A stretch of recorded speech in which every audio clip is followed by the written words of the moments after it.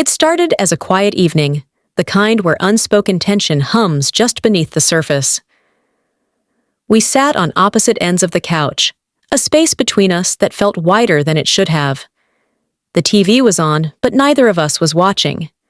The room was dimly lit, the soft glow of a lamp casting long shadows across the walls. It had been like this for a while, conversations that never quite reached their destination, a hesitancy in her voice when she spoke, in mine when I tried to. I turned the TV off and faced her. "I feel like we need to talk," I said. She sighed, as if she'd been waiting for this moment, but had hoped to avoid it a little longer. She tucked a strand of hair behind her ear, a nervous habit I had come to recognize over the years. "Yeah," she said, her voice quiet. "We do." I had thought about this conversation for days, rehearsed it in my mind, hoping to find the right words.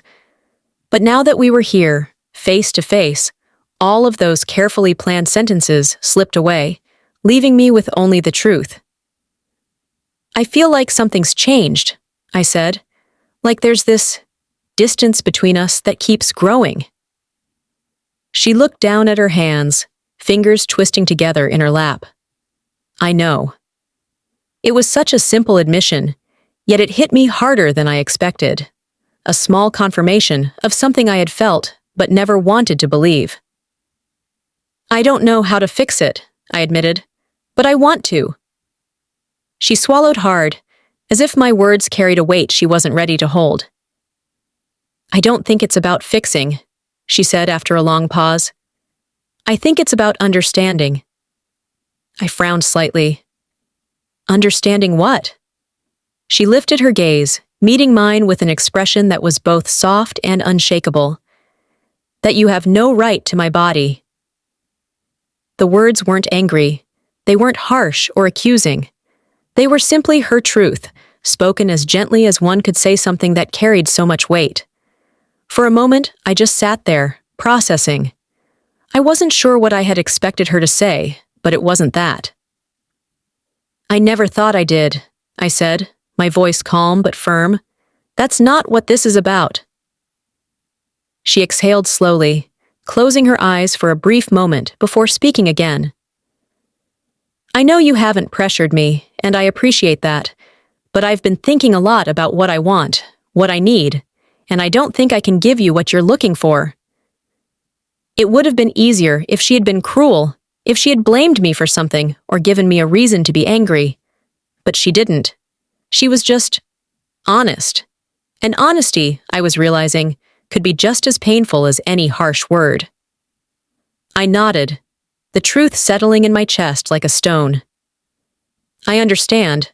She looked at me, searching my face for something, maybe doubt, maybe resistance, but she didn't find it.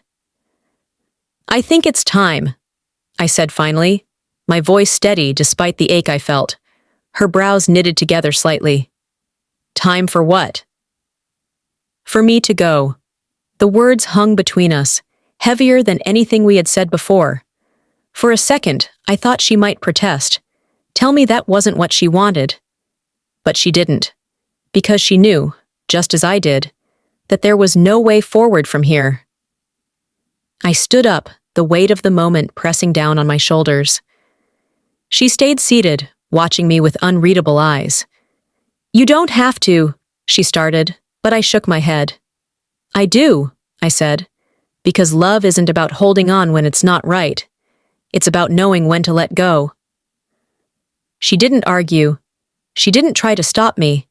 She just nodded, a silent acknowledgement of the truth between us.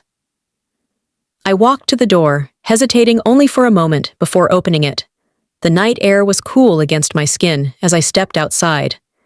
I didn't look back, not because I didn't care, but because sometimes the kindest thing you can do is walk away.